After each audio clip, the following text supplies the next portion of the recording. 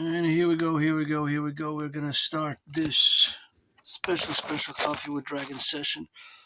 Welcome to a special emergency coffee with dragon morning session.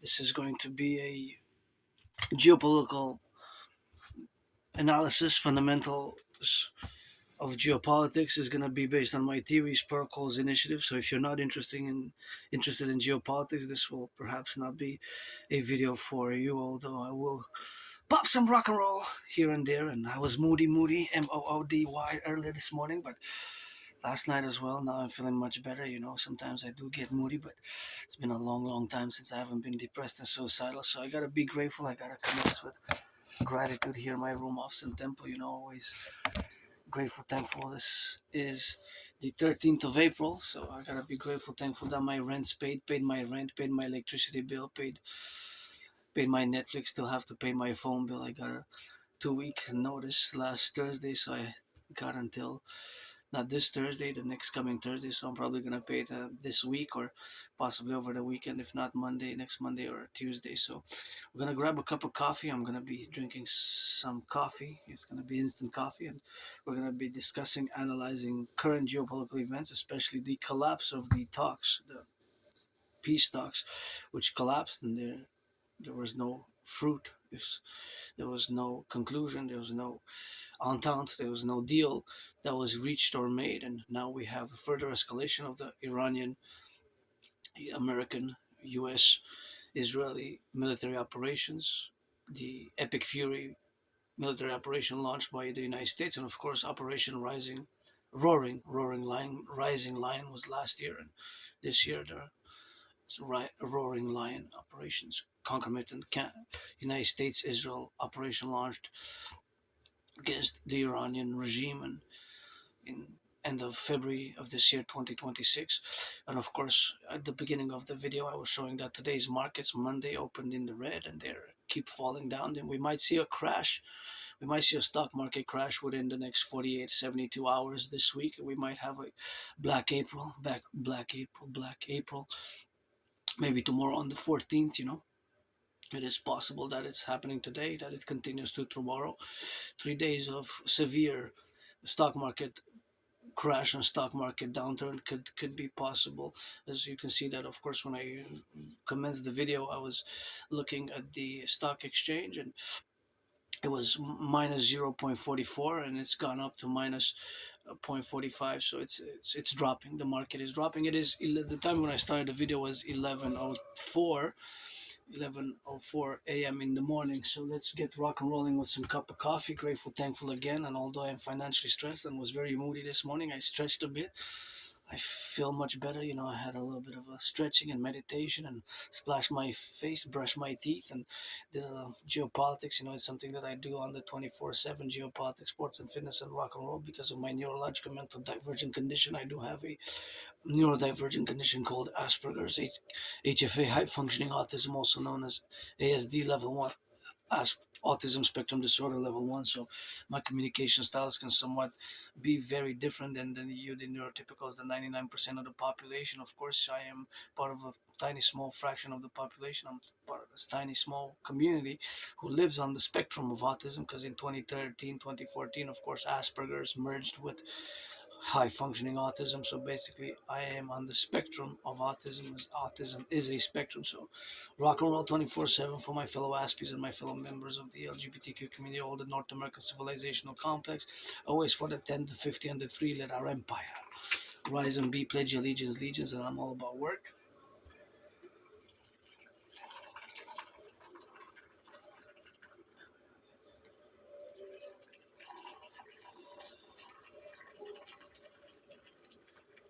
And here we are, we got that cup of coffee ready, and we're gonna stir it a bit. Needs to be some stirring, of course, of the coffee. And we're gonna get rolling. Of course, as my videos are unedited and from my room off Sun Temple here. So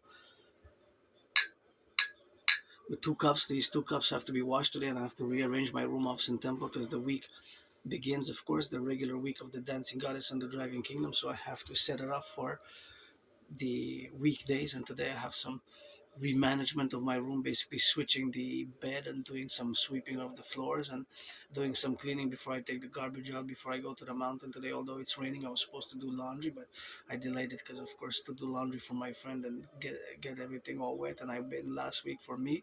Last Thursday I did it for me, so this week I'm gonna do it for her, and then I'm gonna clock it in for myself over the weekend or next week, probably Monday or Tuesday for me next week. So it's gonna be an interesting rock and roll, but tomorrow I should be able to go in the morning, So cheers for world peace and pledge your allegiance. Legions, get acquainted with my past videos, hundreds of my theories, protocols. Of course, hundreds of my theories and protocols. I'm just gonna show the stock market a bit. So see, it's even more in the red. It's even more in the red. It went from minus 0.44 I started, and now it's of course going up and down, but it's still very severely in the red. Almost is gonna go maybe to minus 2%, minus 3%, even. It could be minus 1,000 by the end of the day. So by the end of this video, even we're gonna see, because we started at minus 0.44, and of course it's in the negative in the red, and we're gonna see when the video ends, when what the stock market will be. So this video will not be more than an hour though. So I gotta just salute before I commence. Gotta salute the firefighters, the butchers, the bakers, the nurses, the doctors, the grocery store clerks, the teachers, the welders, the construction workers, those daycare workers changing some diapers, always for the workers, and my dream for the North American Collective Workers' Parties. As I discussed Friday, check out my video and read my transcripts like rock and roll. Scripture is the song, but we need fundamentally to implement my Trinity theories. As of course I go back in time to my prediction of 2019 in October, where actually I predicted what's happening now in a general overall manner. So I have the proof of work actually, because what I did say is backed by actual videos that I started doing, the sequence and the long series of videos, which is kind of parallel ongoing because it hasn't had a final resolution. So of course it is ongoing to all the geopolitical events that are going on in the world right now, especially the newest conflict with Iran. And of course, my prognosis and analysis and conclusion was based on the fact that many nation state civilizations had not fully resolved their conflicts from the 20th century in the Cold War period, which lasted between 1947 and 1991, so almost 45 years. Some analysts, historians, geopolitical theorists place the Cold War and say that the Cold War lasted 46 years or 45 and a half years. I don't mind. It's just I can place it between, I say, about almost 45 years, 44 years and 9 months to be precise, between March 1947 and end of December 1991. So that is my sequential timeline that I describe the duration of the Cold War period, which lasted a long time. But some say 46 years. I don't mind. I don't object to saying 46 years. I do object to saying below 44 and 9 months, right? So that is, I guess, a minimum where we can have an arrangement with. So my prediction from 2019 in October was that these unresolved conflicts would reemerge. The conflicts which were existing during the Cold War period. And if you look at the world, of course, these are conflicts which date from the Cold War period. All of them, actually, all of the major conflicts of today, or the vast majority of the world conflicts of today, date from the Cold War period. If you look, for example, at Russia Ukraine, right? Russia Ukraine is a conflict which, of course, dates from the Cold War period, because Russia and Ukraine were part of the same political entity, right? The same social political entity called the USSR, the Union of Socialist Soviet Republics. Israel Hamas, right? Israel Hezbollah. These organizations, Hezbollah and Hamas, they date from the 80s. Hamas was founded in the 80s by Yasser Yassin, Ahmed Yassin, 1987, 84, 87. The 80s, and Hamas didn't take power until 20 years after their formation, their foundation in the 80s. So it's a Cold War era organization that was founded during the Cold War period, such as, of course, the Iranian regime. Revolution was successful, and they declared their successful resolution on the 11th of February 1979. 11th of February 1979. So think about that. 11th of February 1979 was, of course, the peak of the Cold War. The Cold War was going on, and 80s, of course, was also the Cold War, which was happening. And of course, these conflicts, which of course are these three that I mentioned: Israel, Hamas, Israel, Hezbollah, or Iran, Pakistan, or whatever the case may be, as well with actually it's Pakistan and India. If you look at the Pakistani Indian conflict, that is also a conflict which dates from the Cold War period, which of course has to be included in this duration, this period, of course, which lasted almost 40, almost, well, I say almost 45 years, but again, somebody says it was more than 45 years. It was 46 years.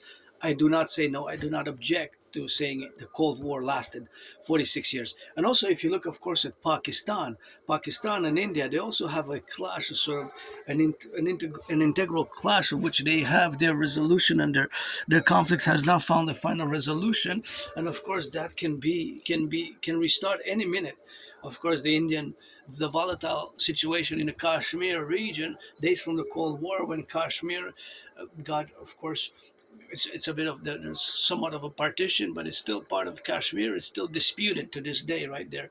There's a territorial dispute, longing geopolitical issue between India and Pakistan, which at one point were united, right? They split off after 1947, and even Bangladesh was part of Pakistan, right? Bangladesh only around 1971 became an independent country. 1971. So Bangladesh was part of Pakistan for a long duration of time, for more than 15 years, right? Because the partition of India, or the Indian independence, got in India in 1947, right, by Gandhi, which of course that is also kind of the beginning of the Cold War. But if you look more in depth of these Cold War type of conflicts, which date from the Cold War, but they were not necessarily proxy wars, they were not necessarily direct U.S. Soviet involvement on both sides, although they were certainly both of the USSR, Russia. Well, actually, it wasn't Russia as we have it today. It was the Soviet Union, or the Soviet Empire, right? And the United States, the Soviet Empire, USSR, the Union of Socialist Soviet Republics, and Russia was the main nation states which exists today, which has around a population of about 145 million. And at one point, the Soviet Union had about 250 million, right? At one point, the Soviet Union was very, very populated. I believe in the 60s, 70s. Of course, the Soviet Union at one point in time was more populated than the United States was. More populated than the United States was. And I have to double check. At one point, it was very popular. And 15 nation states split off from the Soviet Union, right? We have Moldova in Europe. We have Ukraine. Ukraine, of course, was part of the USSR. We have other countries, Georgia and Tajikistan. And, we have Kazakhstan, which is a big, big, huge territory wise. It also has maybe 28, between 25 and 35 million people. Kazakhstan, I believe. Got to double check the population, but it's a very big country, right? And oil has some oil richness and natural resources, natural minerals and natural resources. Kazakhstan, but it's a big territory, right? In terms of their territorial expanse, or their mass, their land mass is very big. In terms of the land mass, Kazakhstan is actually the biggest, right? The biggest country in terms of land mass that's split from the Soviet Union, right?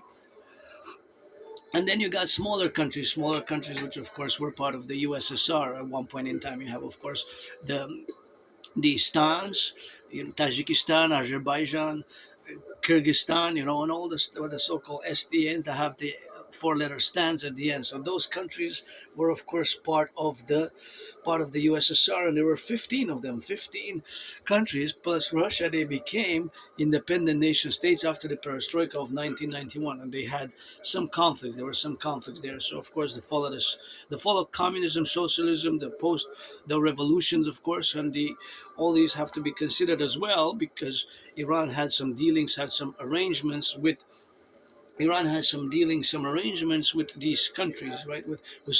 Paradoxically, with socialist Soviet communist countries, which were part of the Warsaw Pact, right? The Warsaw Pact was the counterpart, if you will, of NATO, of today's NATO, and NATO, of course, was formed 75 years ago, so more than 75 years ago, as of course it had the counterpart of Warsaw Pact, which was a military defense alliance between the USSR, the Soviet Union, and of course nation states, mostly European nation states, which were communist socialists, such as Poland, right? Poland.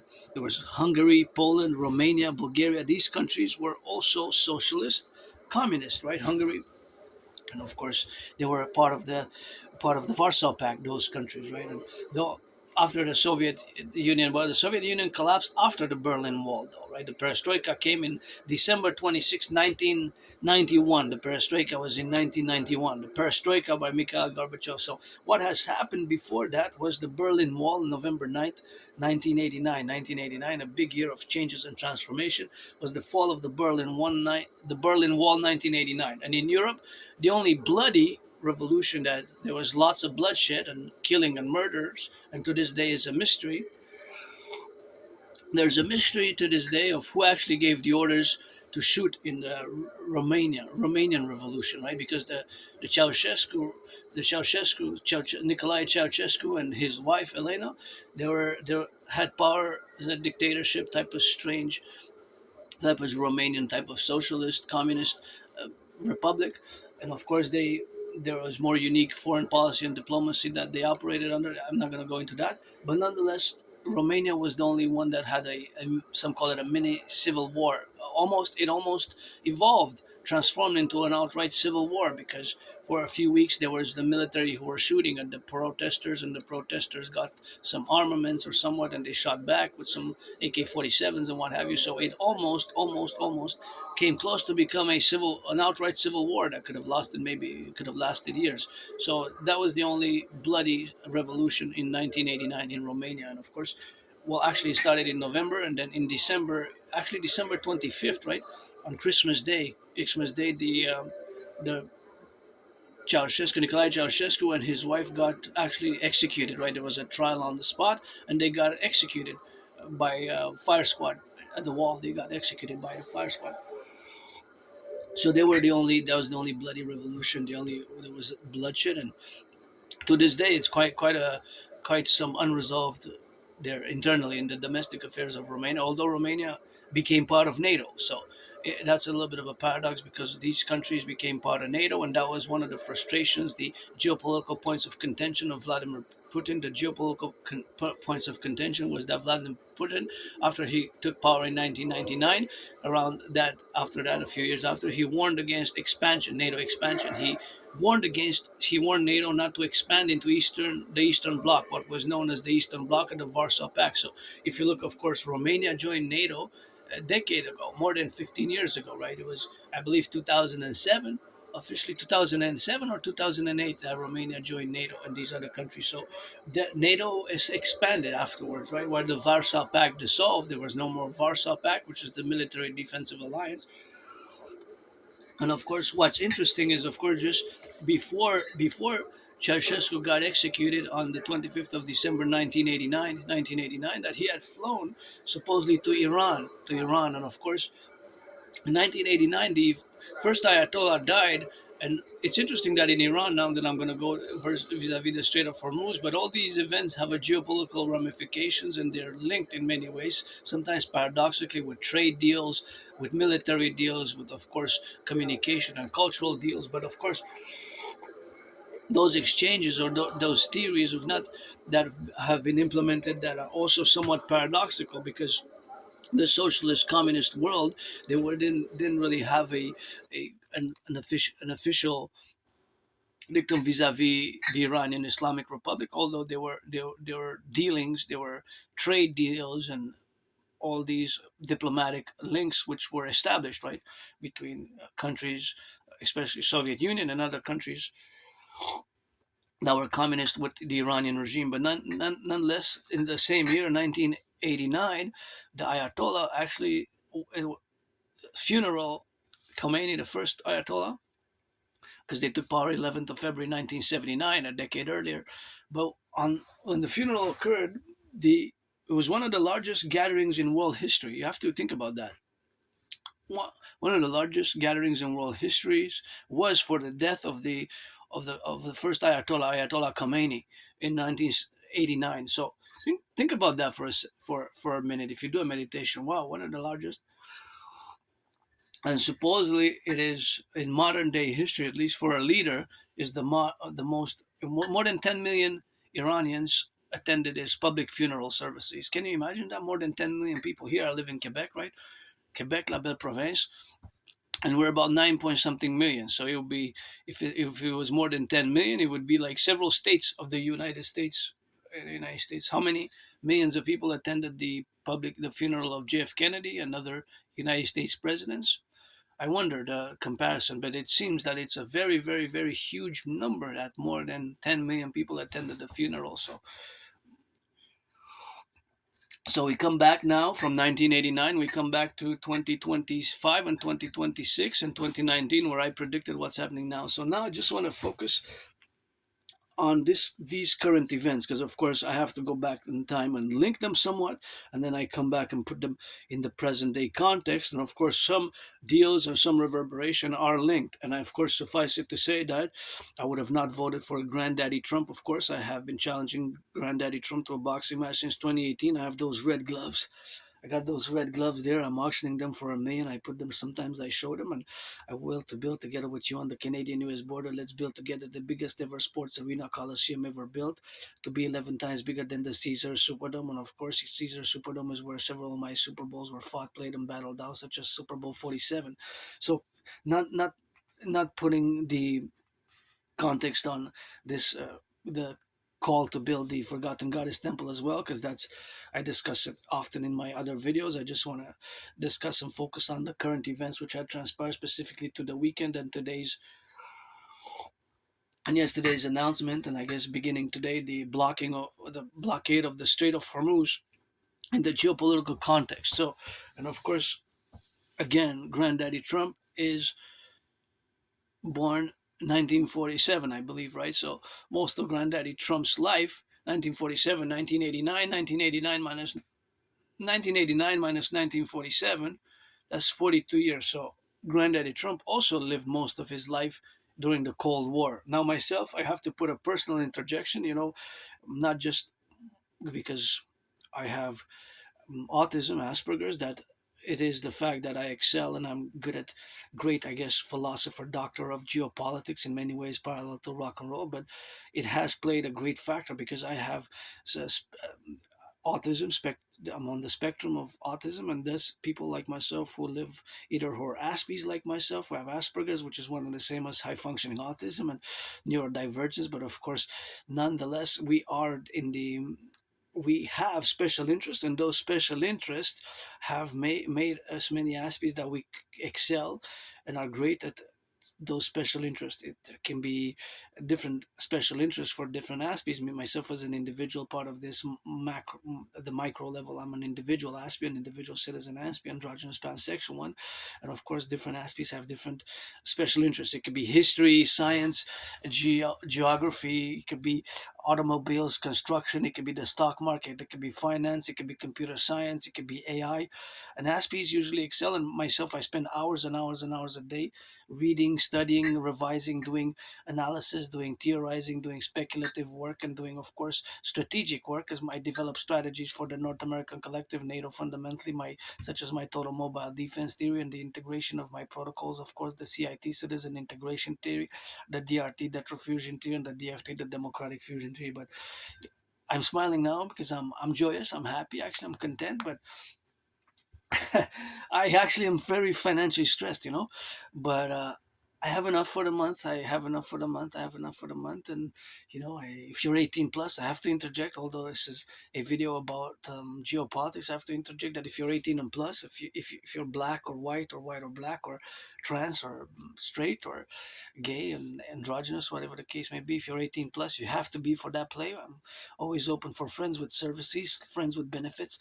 I call it friends with benefits in today, 2026, post-COVID era, friends with services. So exchange some massage, trade some massage, because I can't afford a massage therapy session, but I wish I could actually have one, and I'm grateful I have a bath. Where I used to live in a moldy place, I served my time there. I was like a prison cell. It wasn't an official prison cell, but I always say I served my time where I used to live. I served my time where I used to live. So that is that rock and roll, and that's where we are today. In this in this reality of being now A geopolitical theoretical analyst, theorist, and strategist, and thinker and philosopher, parallel to being an artist who rocks and roll 24/7 for the firefighters, butchers, bakers, nurses, doctors, electricians, the plumbers, the daycare workers changing diapers. Gotta think and meditate, the daycare workers changing diapers, those who are gonna put on some public work today. Earlier today, they picked up the recycling bin, and after 4 o'clock, 4 p.m. in the EST, it was gonna be some picking up of the garbage. And Thursday is gonna be the compost. And in 2018/2019, for a few months myself, I worked on the compost, and I gotta put a vis-a-vis interjection of the dream, the dancing goddess, and the dragon kingdom, which I call for the creation for years and years and years. I have been and am and will continue to call for the mass public-private partnership creation of the dancing goddess army to dance for the environment. The priestess or goddess. I got those trillions of kisses, and of course the DGA to be founded, financed like the NHL and the PVHL and the NBA, a binational affair, public-private partnership. One to do work and to dance, dance, dance, because dancing is my favorite sport for the environment, right? So that's where we are today, and that's where we officiate. And I'm just gonna continue, of course, to discuss this while taking a little bit. I'm just gonna show off a bit. I got it on special. I have to get a little bit of protein, calories, and sugar in me. It's not that much sugar though. It's just it's actually a lot of what you see here. This is called halva. It's actually sunflower halva. So most of this, 90%, is just the crushing of the interior, the seeds from the sunflower, right? So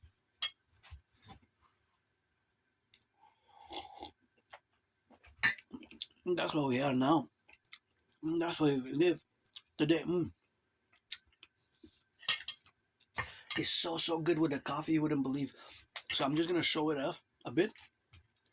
I just don't want it to spill on the ground, but I bought it on special. It's $5.33, and I had 890 grams. See, it's 890 grams. In my mind, there's always mathematics going on. There's always mathematical calculations, percentages, ratios, fractions, and of course, this one was on special. See, it was on special, although it's good until September 25th, 2026. So it's good for a few months. September 25th, 2026 of this year. So in theory, even even when autumn begins, 4 days out, 3.5 days after autumn, it will still be good. But I opened this, so I have to seal it back on. I only ate about almost half, 44%, almost 45% I ate of it last night. But look at the price, 5.33 cents. So I have almost 2 pounds here, 890 grams, almost a kilo. Almost a kilo is 1,000, right? But it's almost 2 pounds because a pound is 454, right? So 890 grams for a pound. For 2 pounds, it would have to be 908 grams. So I'm just missing about 18 grams to have 2 pounds, but it was close to 2 pounds. $5.33. It's a good deal, eh? And I loved it. I discovered it just before COVID, a few years ago. Well, actually, I think the first time that I heard it, well, in this life, maybe in another life, because I believe in reincarnation. Sometimes I was born a man, a woman, a man, woman. When you get that 50-50 now, but I remember circa maybe summer 2014, summer 14. That's more than 11 years ago, almost 12 years ago, because we're in April, eh? April 13, 2026 now.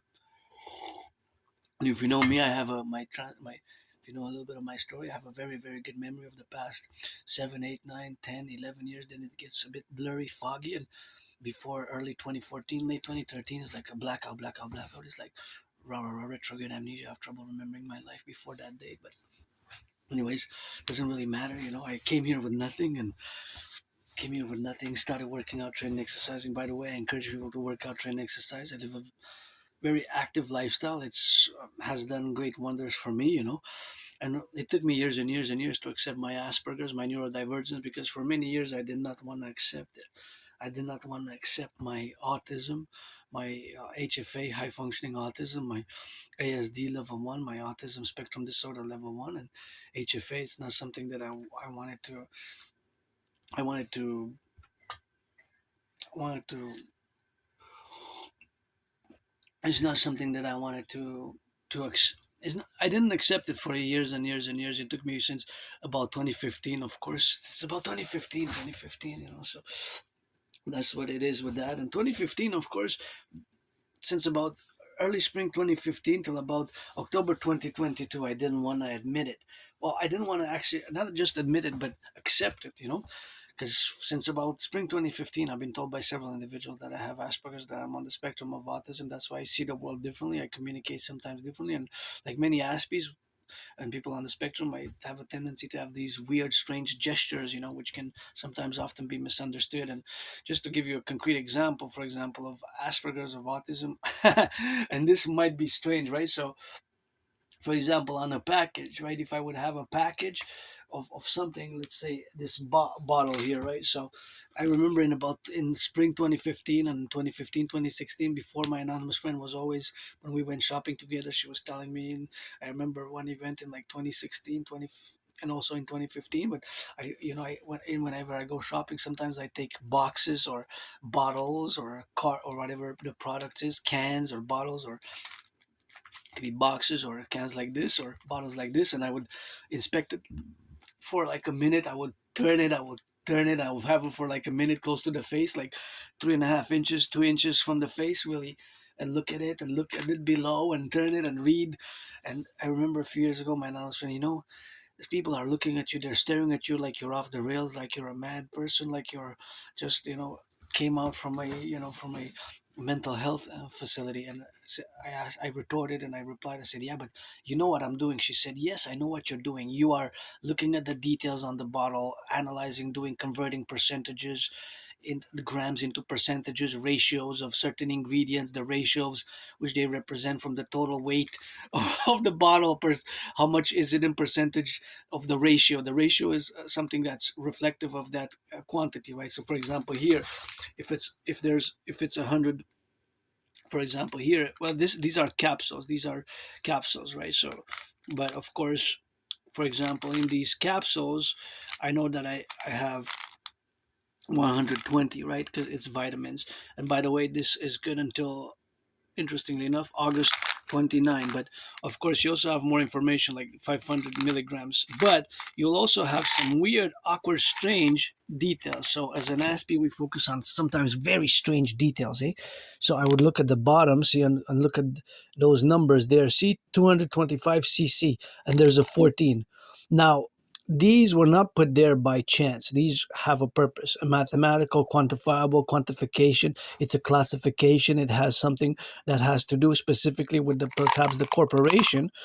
I'm not getting any sponsorship, but of course, I'm just showing that it's probably at the corporate level. Maybe people who work for this corporation, well, it's a corporation. It's a corporation, basically. It's a business. Of course, it produces, in this case, vitamins. But that 225 cc and the number 14 there, that has a purpose, right? So possibly that not a lot of people even know what that is.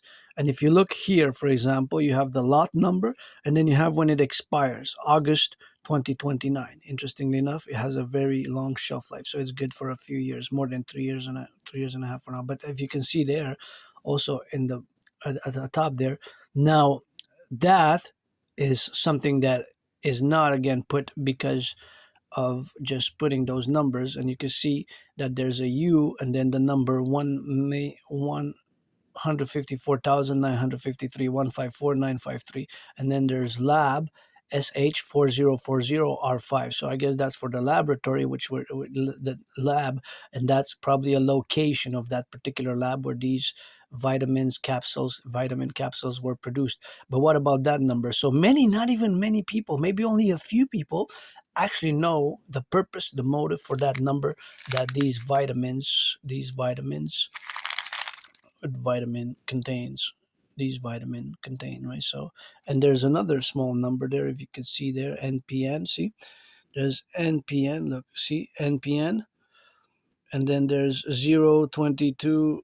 So NPN 022453448, right? So that also has a purpose classification. Now you might have been buying these products for a decade, for 15 years, forever, 25 years since they're beginning to be placed on the market. And you say, hey, I never even noticed that small numbers there on the side. I never noticed that little NPN there. But yeah, oh yeah, stock market is going down, down, down. So yeah, this is a So that is basically a potential characteristic gesture and action that an Aspie like myself would take, to inspect it and to check.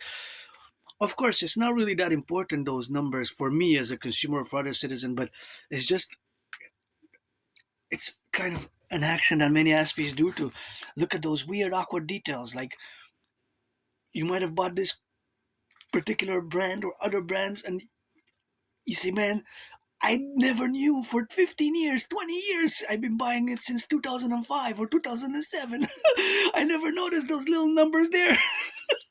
So yeah, well, this is autism. This is Asperger's. It can be strange, but it takes patience. Eh?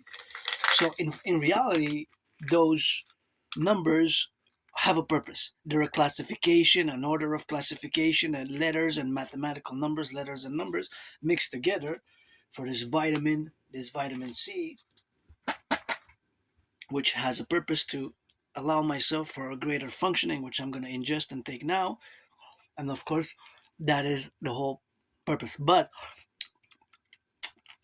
as you can see, that internal in the business, the company slash corporation, because it's not a small company, it's a bigger one, but it has on bottles, it has those weird, awkward numbers like that have a meaning, that have a purpose. They are to classify for.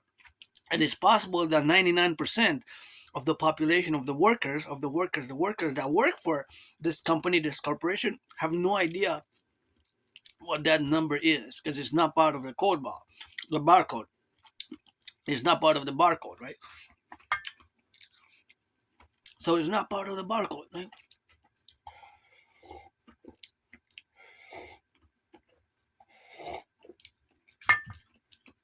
So it's not part of the barcode, right? So it's not related to scanning of the barcode with the lasers, scanning of the barcode with the lasers, right? So because it's not part of scanning the barcode, it has another purpose, which is valid for internal affairs, I guess, internal domestic affairs. Just like my dream is fundamentally a concordium, a compendium for refusing and rebalancing and reequilibrating for Canada, United States, at least for the North American collective, both the public and the private, specifically via the implementation of my DRT, the debt refusion theory, for the creation of the UE, the Universal Exchange Unit. So the DRT, the debt refusion theory, to be, of course, created and, of course, be done and put into place in the concomitant appellations where we have now. But the debt refusion theory has to be correlated in the domains where we coexist now to be officiated, and the DRT for the creation of the UE, Universal Exchange Unit, the UE, the UE, the UE, and of course for the total security service and defense complex by merging and fusing the institutions and organizations which exist between Canada and the United States. I'm not going to discuss that specifically. You can check the transcripts. You can read them, my ideas, theories, which are pertinent for the Dancing Goddess and the Dragon Kingdom, which officiate, of course, and I have been discussing for the past years and years and years now, as they have been their evolution and their merging with the parallel geopolitical events which are transpiring now. Of course, all the geopolitical events which are transpiring at this moment in time. I gotta lift again a cup for the firefighters, the butchers, the bakers, the truckers. How many truckers on the road?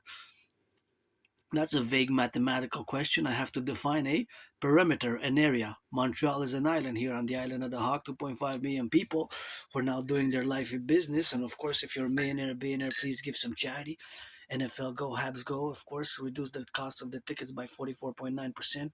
Call it a heart. For years and years, I've been calling, of course, for certain initiatives pertinent, of course, to the blah, blah, blah, But nonetheless, it takes some action. It takes some action. Takes some action. And I can see now the DOS 47666.18. See, it's going down. Wow. Yeah, it's going down. Anyways, so that is the the dream, which I explained a little bit of, I introduced a bit, which we have to implement my trinity of theories, the holy trinity, as I say, of course, the CIT citizen integration theory, the DRT debt refusion theory, and the DFT democratic fusion theory. So that has to be, of course, done and implemented in the correlational aspects where we are now to be correlated about, and of course to implement that strategy as a North American collective geopolitical strategy for total SSS, security service and surveillance and defense, security service and surveillance and defense, and to fuse and create the public-private partnership corporations or the public-private partnership institutions, of which we have, of course, now to transcribe or to describe in a general overall matter, because I don't want to be overly detailed about it, because it's not the time to be overly detailed and specifics, because I want to dedicate, that is, I want to dedicate this specific video or the specific event here. And now, because there's something in the news, I'm gonna have to discuss it, and we're gonna have to check on the breaking news here, because I'm also looking a little bit on the news to make a parallel contingent and parallel communication and parallel dialogue and comparison, and of course analysis vis-a-vis my 2019 prediction to everything that's been happening now. So there's now 19 minutes ago, there's a fertilizer crunch which threatens food security. So if you go back about 2-3 years ago, I actually discussed this when I was doing my videos with the laptop or with whatever tools I had to do the video, but it was pretty much in the laptop that I did it. And now in the news, it's that Asia braces for food shock. Asia braces for food shock. Asia braces for food shock. Fertilizer spike signals incoming food inflation. Asia braces for food shock. Well, Asia is a big territory, right? So specifically, where in Asia, in general, in Asia will be more affected than others. Now, of course, in terms of the fertilizer, because of course fertilizer is mentioned here, right? Fertilizer. We have to implement my total strategies for the North American Collective Total Food Security Public-Private Partnership Initiative. Sometimes my theories protocols are a bit academic or scholarly, and I don't want to be too intellectual. Too intellectual is that action is, of course, required. What is required, right? So, what about the goddess? What about the goddess? What about the goddess? Anyway, so that is just, yeah, indeed. Fertilizer, here we have the fertilizer, which is important because United States, my brothers and sisters in the 50 states, of course, the fertilizer that goes is the fertilizer that comes mostly from the prairies, mostly from Saskatchewan, the potash.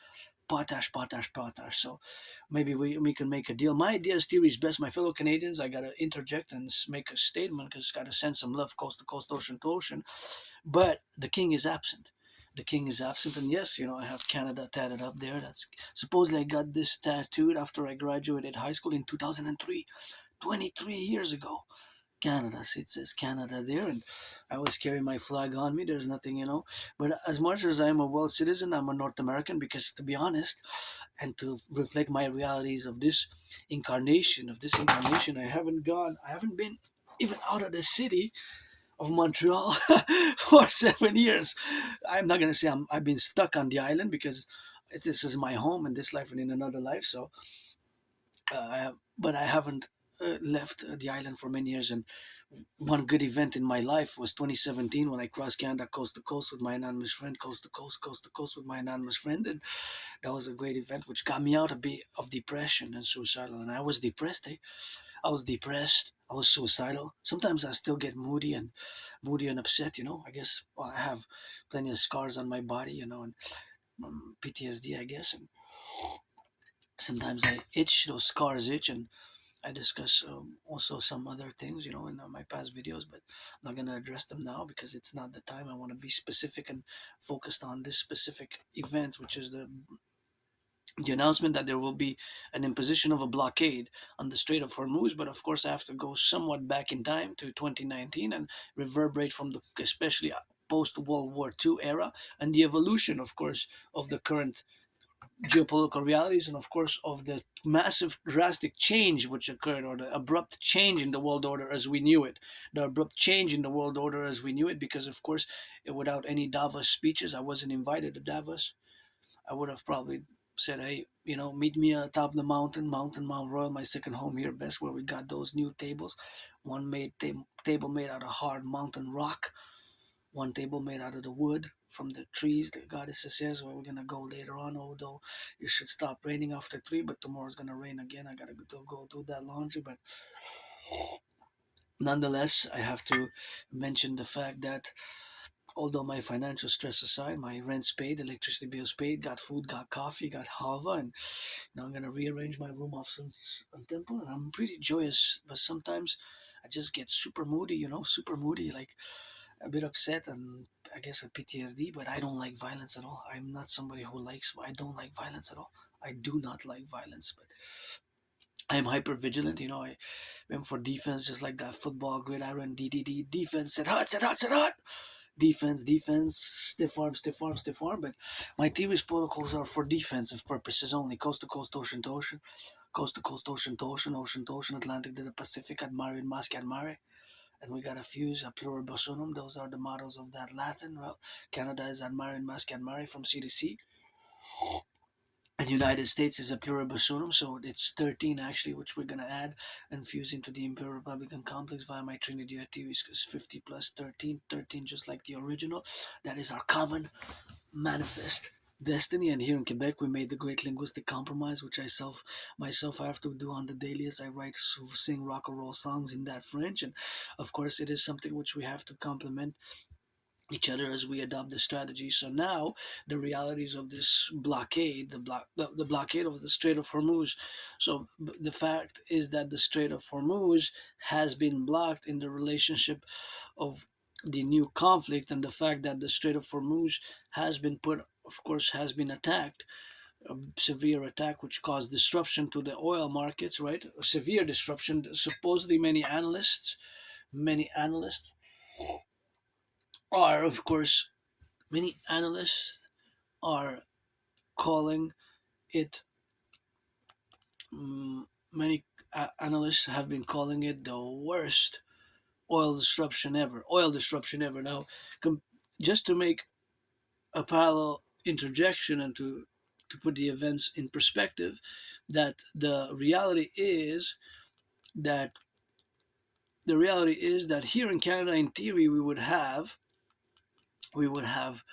total total North American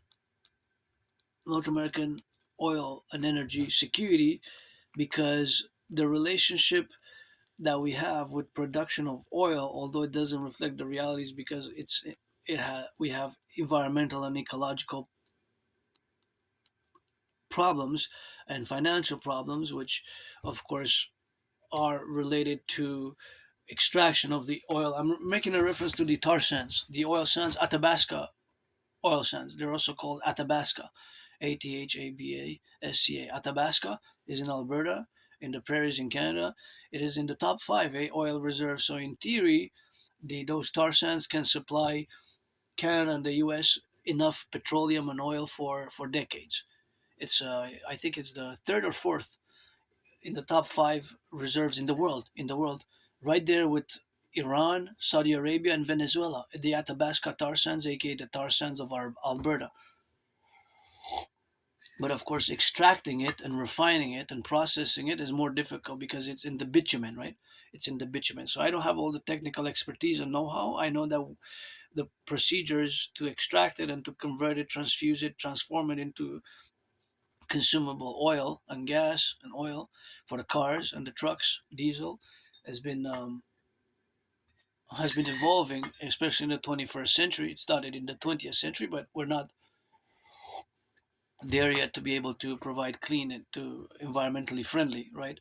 But let's say if we would be able to, then we wouldn't have to import.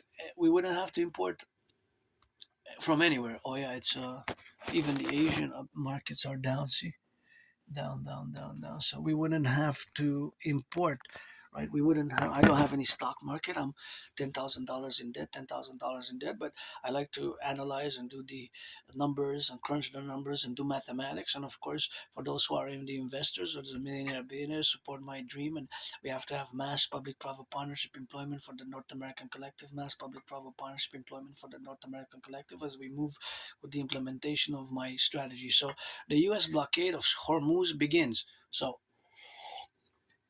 blockading the Strait of Hormuz, we have to go back to what I discussed, not just even before the conflict, base 44, Eagle 44. So, base 44, also known as Eagle 44 or Horuz 44, is an Iranian underground in the mountain base, in the mountain. So, this base is in the mountain. It has, we know how much armaments, how many drones, how many drones, how many drones, how many airplanes, how many drones, how many airplanes, how many drones, how many airplanes and missiles are there. And the fact that Iran responded by attacking regional powers, by attacking oil fields, and they breached the Israelis the Iron Dome, right? And in relation to the breach of the Iron Dome and the casualties and the attacks in Israel and Israeli cities, even Jerusalem, Haifa, Tel Aviv, primarily Tel Aviv, Haifa, and Jerusalem, and other areas.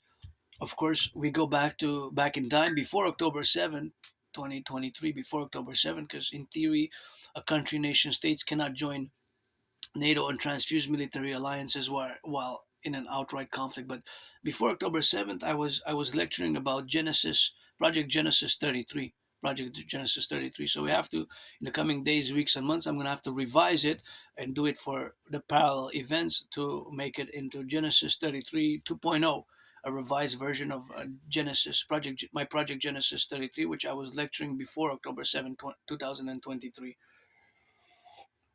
And of course, the current events which are transpiring as in relation to the whole Middle Eastern region with the new Iranian conflict, which has escalated, which began with Operation Roaring Lion, which is the Israeli Defense Forces naming of the operation, and Epic Fury. Epic Fury is the name given by the United States military, and it's a joint action. So it's two joint operations, Epic Fury and Roaring Lion. So Iran has also put their 10-point plan for the peace, right? For a peace ceasefire agreement. And though the demands are pretty intensive, pretty pretty hardcore, to use a more rock and roll term.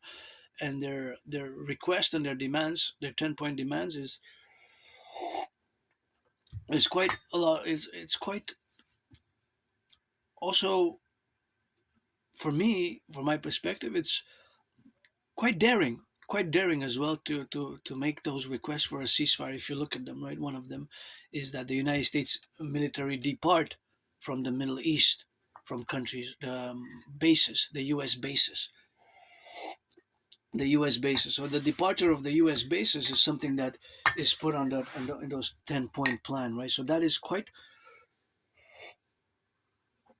something which I would not have expected it to be there on the Iranian side of the demand. So of course the ceasefire talks or the peace talks collapsed.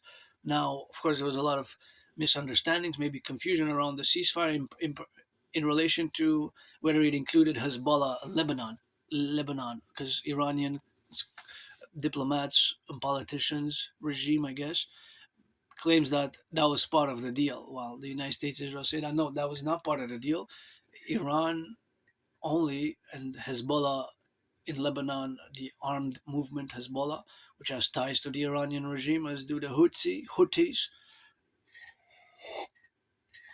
It was not part of the deal, but it was not part of the deal. But that was a little bit of a dispute. So now we have a further escalation in many ways that the United States military will impose, United States government, Granddaddy Trump's administration will impose a blockade on the Strait of Hormuz. Now, imposing a blockade on the Strait of Hormuz, because there's a lot of different countries which use it, is quite something that's going to be unprecedented in many ways, because it's an international seaway, right? Considered an international seaway. Yes, Iran and Qatar pretty much have a national geographic, because the international law stipulates that it's 200 nautical miles, right, up to the shore, from the shore to the 200 nautical. The territories is 200 miles about, but if it's smaller, and two countries are adjacent, then different rules apply, international rules and regulations and laws. But nonetheless, it is quite interesting, of course, because China and other major countries, India and China, big pop, well, India overtook China in terms of population, but China and India, both countries import a lot of their oil comes from the Strait of Hormuz. Even South Korea from what I heard, it was 85% of the oil that South Korea uses, South Korea imports, 80, more than three quarters of the oil from South Korea that uses passes to the Strait of Hormuz. Can you imagine? Three quarters, 75%, more than 75%. That's a huge portion. And a lot of South businesses in South Korea were stressed in the past. I saw a video, a news article, and a news clip on the situation 2 weeks ago. So the United States military at this point have to be aware of Base 44, also known as Eagle 44. Now, this base was opened in February 2023. So the number 44 comes from Iran's celebration of 44 years of their establishment of of their Islamic Republic, which is a 12-verse Shia. I'm not going to go into the philosophies and of the 12-verse Shia and socio-philosophical, economic, military doctrines and the mosaic, which it has to be considered by military strategists, the mosaic strategy of military dispersion throughout Iran. And Iran is 93 million people. It's not. It's way more populated than Iraq and Afghanistan and Syria. Way more populated. 93 million people. Iran has a big population. 93 million. It's way more populated than Syria, and it's more than Syria and Iraq joined. I think Syria is 20 million. Syria 20 million. In Iraq is 25, 35. So it's way more. The population is 93 million. It's not a small. It's a big populated country. But it's in the top. I believe it's in the top 10, maybe 11th or 12th. It's in the top 20 for sure. Top maybe even top 10. Maybe not top 10, but 11th or 12th, 13th. We gotta check. Iran might be ninth though. Ninth, eighth even. Iran could be eighth, ninth, or 10th. It's between the 8th and the 15th for sure. I'm gonna double check. Oh, what number is it? Because it's about 93 million people in Iran, right? Um. Anyways, so that has to be also understood in many ways that this base is underground. It's not only that it's underground, but it's in the mountains. So the Air Force cannot really damage it, strike. Maybe somewhat of a damage, but it's made so that it withstands. And I think most of their strategies that were based on this specific, not only if they have several, supposedly they have several, well, like it, but if this specific one is so big and humongous and they're able, it's close to the Strait of Hormuz, so it was placed strategically. I guess I'm assuming with the experience from the Iraq War, which they fought a war with Iraq, right? In the 80s, it was like 8 years between 1980 and 1988, right? Iran-Iraq War. There was a war between Iraq and Iran, right? And of course, that building this base called 44, actually it's Eagle 44 or Rouge 44, the number 44. That how it's placed strategically that they will be able maybe to prolong for years a missile attack and a drone and missile attack, and even they have planes there. And from what we saw from the videos a few years ago when they put it out in the public, because it was of course it's secret, but some video footage was made public, and it's makes myself think in terms of how we built the Cheyenne Mountain Complex, although it seems to be way bigger and for different purposes. Because Cheyenne Mountain Complex is for NORAD, right?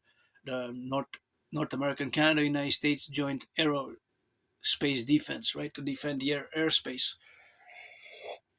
And we have to complement in building here in Montreal the Island of the Hawk for NORAD to take it to the further step via the Dragon Army Total 911 Integrated Total Security Service and Defense and Surveillance Complex via the Public-Private Partnership implementation of my Trinity activities. But that has to be understood fully as we have the coast-to-coast, ocean-to-ocean operational total food security, entertainment and business, and mass financing of fitness, which we need to do mass finance of rebuilding of the North American inner urban cities, mass finance, aka the ghettos. We got to rebuild the ghettos. We got to mass finance fitness, mass finance healthcare. We got to rebalance here the public-private partnership. So back to, of course, Iran,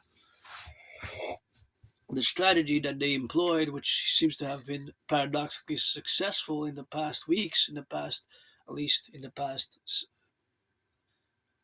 3.5 weeks, if not outerable. I think kind of what happened is I explained it in a video. In many ways, it's pretty much, if you like football, of course, gridiron North American football. It's like a fumble recovery, right, where the defensive player becomes converts, transforms into an offensive player in football, right? The possibility of a fumble recovery. So let's say somebody, I'm a quarterback, or I'm not a quarterback, or I'm a defensive player, whatever. Not myself. I will probably be better at being a referee or a cheerleader. Please keep find us some women's sports and triple the cheerleaders' salaries. Triple the cheerleaders' salaries, but nonetheless, I love football. Good dancing. Dancing is my favorite number one sport. I love dancing. Dancing is my favorite sport, but I love also gridiron and boxing. Actually, I had a weird dream. I was boxing. Was it Tyson Fury or Usyk? I was boxing. I was boxing several individuals. I'm willing to box. Who's the top contender? I'm willing to box Tyson Fury or Usyk just to get my anonymous friend a house, just for her.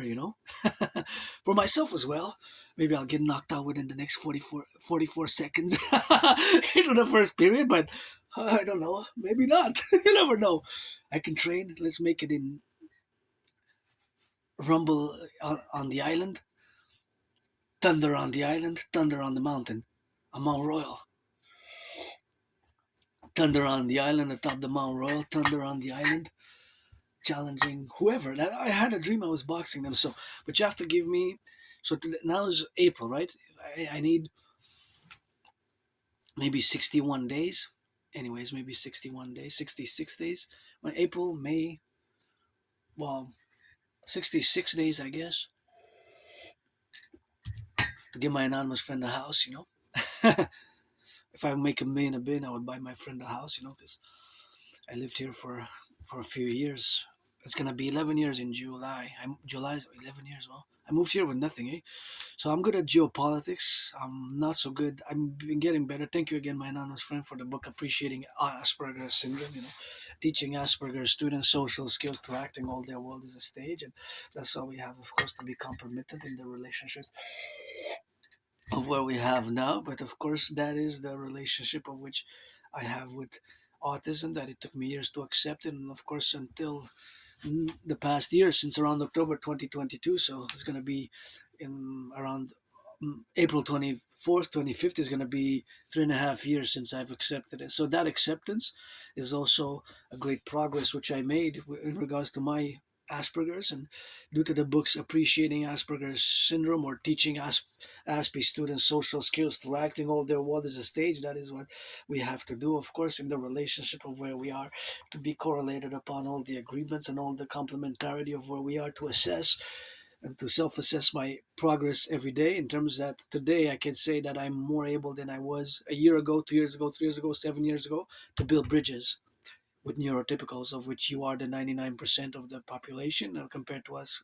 I am part of this minority of less than 1% have autism, Asperger's, specifically HFA, high functioning autism, and I can build small, medium, large, extra large bridges. It's a contingent building of small, medium, large, extra large bridges of where we have now to be relationships, and that's what we have now to correlate where we got to be building and structure. Of course, the small, medium, and large. Of course, small, medium, extra large, and large bridges. Whether they're small, medium, large, or extra large, we have to build them, and it's a mutually beneficial affair where we have to build them, of course, to correlate our dynamical integration of all the aspects what we have for continuing the appellations and continuing the great work of my dream, the dancing goddess and the dragon kingdom. We can build bridges together, small, medium, large, or extra large. So back to my prediction of 2019, I predicted that there's going to be a World War III. So I also created the workout training program system, General War Integrated Body Training System, and I have the proof. You have the sequence of videos. Sometimes you see day 1 and day 11, day 93, day 358, day 400, day 244, and so on, of my World War III scenario. And I post the small videos there, but you can see them. But as of course, as I live carpe diem it every day, for me, there's no nostalgia. For me, my past years were depressed and suicidal, was living in a moldy place, survived a vicious surprise attack. So although my fellow Canadians, about two-thirds of millennials and other generations born between 1947 and 1996, those citizens born in Canada between 1947 and 1996, it is reported that many, two-thirds, a vast majority, more than 66%, are nostalgic about the past, and not me. I don't have that. For me, it's today is my best day today, although sometimes I'm moody, woke up moody a little bit, but it's going to be my best day today, and I live carpe diem every day. But it's interesting that many um, Canadians, majority of Canadians, are nostalgic about an era, basically era before Trudeau. Trudeau took power 5th October 2015, but they're nostalgic about Harper, the Harper era and the 90s. So the Harper era lasted from 2005 2015. The Harper era, So that's what it is, and that's what we have. But now I live carpe diem every day, and my theory protocols are timely for today. What we need to implement for tomorrow, because I have hope, great hope for tomorrow, and I don't make any pretense. If you're black or white or rainbow, if you're 18 plus, we can become friends with services, friends with benefits. Used to be known as friends with benefits. Now I put it in the 21st century, friends with services. Otherwise, I'm pretty good. Paid my rent, paid my electricity, paid my coffee, and watch out to the U.S. military. Watch out for Base 44. Base 44. There might be something that we haven't accounted for, and what's been happening in the past. Well, it's been yes, that might be so. That might be so. That might be so. The problem is Base 44 that we probably haven't accounted for, as I even showed it in my videos. You can check my videos from before the conflict started, from last year, a few months ago. I mentioned it, and I showed it in one of my brief clips. So it's Base 44, Granddaddy Trump, that maybe we haven't accounted for. Maybe it was designed just for this specific problem, World War III.